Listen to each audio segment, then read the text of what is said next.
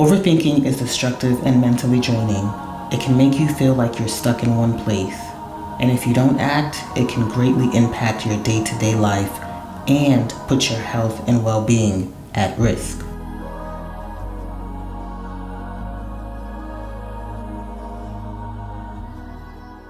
I recently found myself falling down a little bit of a rabbit hole when it came to overthinking and ruminating on things that were either out of my control or I had some control over but did not take any action.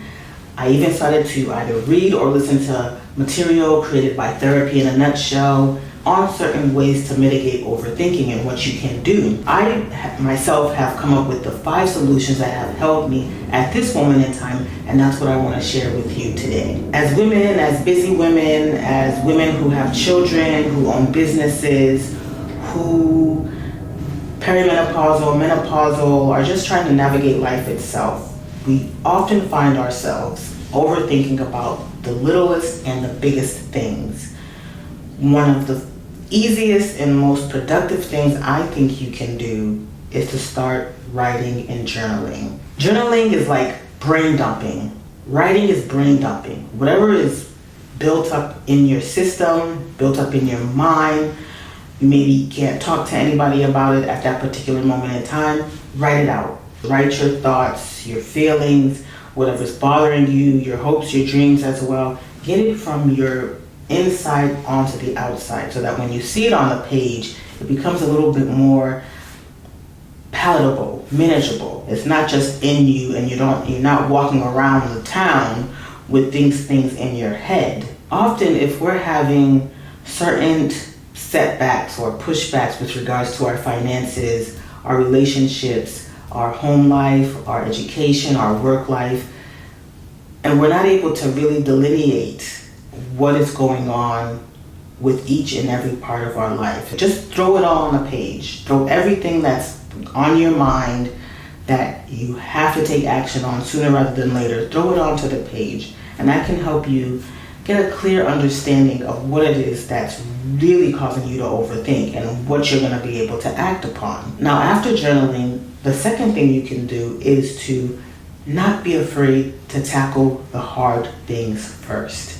You know, the hard conversations that are in your head and never hashed out don't help you in the end.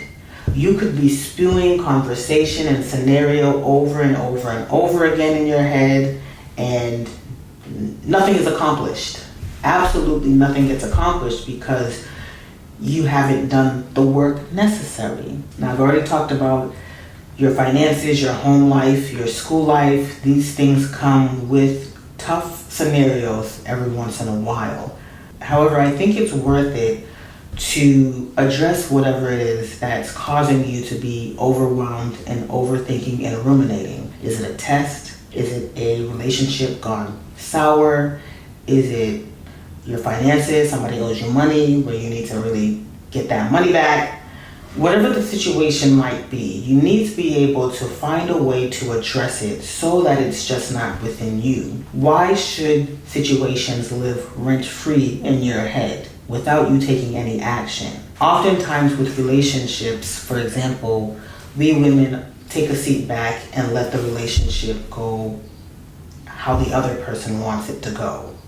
That may not be necessarily good for us. And in that situation, it's going to be important for us to speak up and to take action. Now, you might need to involve a third party or a facilitator into these subject matters that you're going to tackle first. If it's a relationship matter and you need a third party or a neutral party to be there so that you can figure out whatever's wrong in the relationship, then go ahead and do that. Find a neutral person so that you can move forward in your life and stop overthinking about something that you haven't moved the needle on. If it's a financial situation, well, do you need a financial advisor? Do you need some counseling? Or do you already know what's going on and you need to, figure it out? You need to save more, spend less. So I believe in you. I believe you can do the work necessary. You just have to be able to tackle the hard things first. Now, after you've decided to tackle the hard things first and you've moved the needle, you've made some key steps to solving whatever matters you have to solve. The third thing I'm going to recommend you do is to keep your foot on the dial.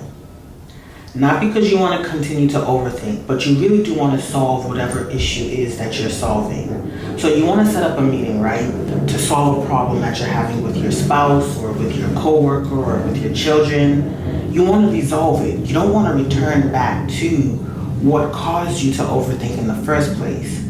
So by keeping your foot on the dial, you're keeping yourself accountable in a way that is productive for you and the other person involved. But even if it has to be only productive for you, just know that you were doing your best to make sure the situation or the matter was solved. Overthinking only impacts you, as I mentioned before. These things living rent-free in your head may not be living rent-free in the other person's head. So why are you wasting your time? Why are you letting your health and well-being impacted by all this overthinking and rumination? What's important as well is we're not talking about just trivial matters.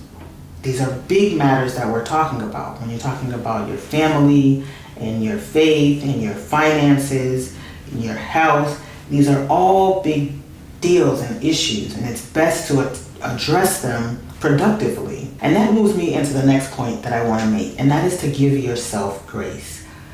Many of you watching this have been wronged by someone or some system, and it's caused you to have multiple setbacks in your life.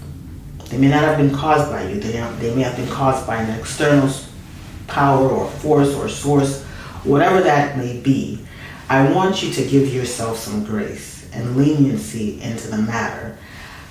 The overthinking is something that is experienced by everybody. The difference is some people are able to stop the rumination and the overthinking, and some people aren't.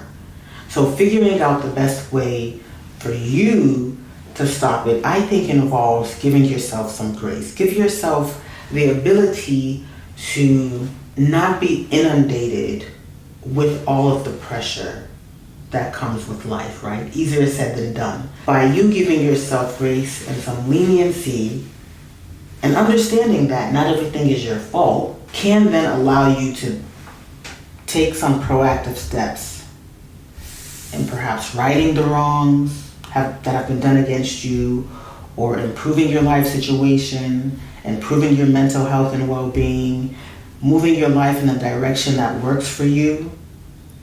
Without grace for yourself, you're too hard on yourself. How will you ever move forward if you're constantly putting yourself down?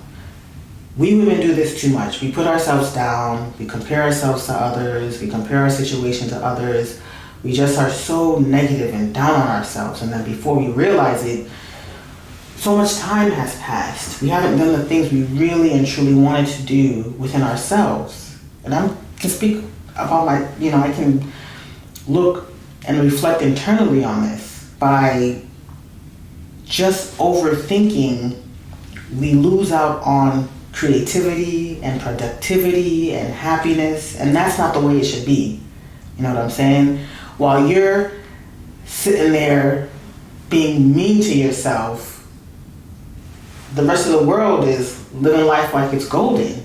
They are doing whatever they want to do. They're not thinking about you, whereas you're thinking about them. And this is not at all to sound selfish, but at some point in time, at some point in your life, you're going to have to realize that nobody's going to treat you better than yourself for the long term, right? Short term, somebody might try to fluff you up, spoil you, but how long does that last? You have to take care of yourself, and part of that is giving yourself grace and leniency as you get it together. I was reading the work of Dr. Jennifer Tice out of Los Angeles. She's a clinical psychologist based in Los Angeles, and she says that rumination can be debilitating, especially if it takes up most of your day, your productive hours. We are only guaranteed so many productive hours in a day.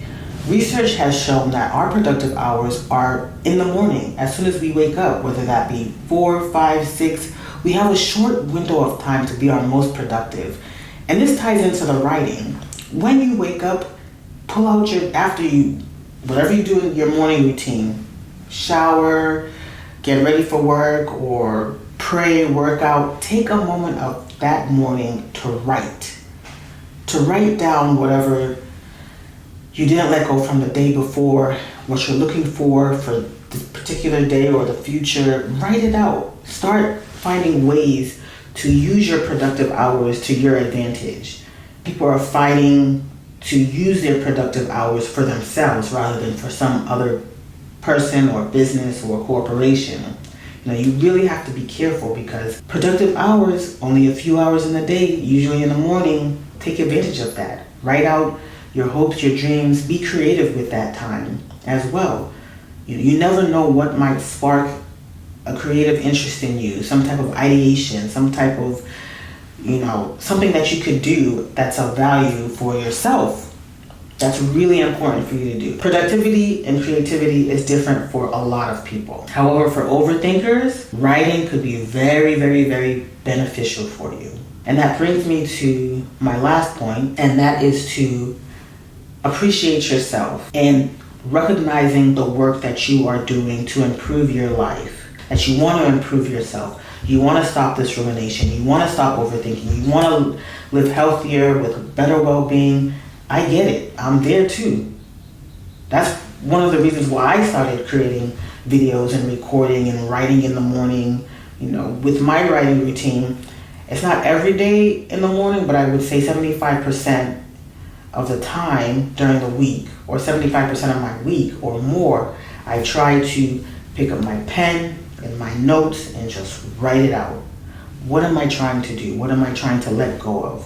What am I trying to implement? What is going well? Who can I learn from? What can I read? What can I do? A part of overthinking is probably, forgive me for saying this, we don't have enough productive things going on in our lives. We don't have enough things going on for ourselves. We're probably so wrapped up in other people's situations. And that happens though, especially if you are a mother or a daughter or somebody taking care of somebody else other than yourself. You've got a lot of things on your plate. And I get it, I understand it 100%. But at some point in our lives, at some point in your life, you are going to have to take care of yourself. How can you take care of somebody else if you're not even done taking care of yourself? So to wrap up, what I wanted to talk to you about today is, again, with overthinking, do your best to mitigate it. Start journaling in the morning during your most productive hours in the day. Tackle the hard things first, whatever it may be, whatever the situation might be, a personal situation, a relationship, a finance, an education. See if you can get a neutral person involved to help you along this route, this way. You should also remember to give yourself grace. You are the only person who can take care of you best, that will understand yourself best. So giving yourself some grace and what you've been through is going to be really important. And then also remember to appreciate yourself and be thankful for yourself. You must do that. I'm imploring you women to please appreciate yourself and your experiences, and know that you might be able to help someone who is in your situation. You never know whose life you can impact down the line in your life, in this here dunya. So I am going to, again, ask you to be kind to yourself, appreciate yourself, give yourself grace. Hope the information in this video is a benefit to you. Let me know in the comments. Share what you do to stop overthinking. I am really curious. I've been reading a lot of work from different clinical psychologists, from different therapists, from different people who just wanted to share their experiences of what they do to stop overthinking. Not that they have some type of degree or anything like that. Just folks like you and me who are not into that particular area of psychology, but we too have to be able to manage our overthinking in order for us to be our best and productive selves. So let me know. And do be sure to check out my health and wellness habits playlist. I'm going to link it for you here. I also want to encourage you to hit the like button if you enjoyed this video, and also subscribe. I thank you for watching. I wish you all the best and see you in the next video.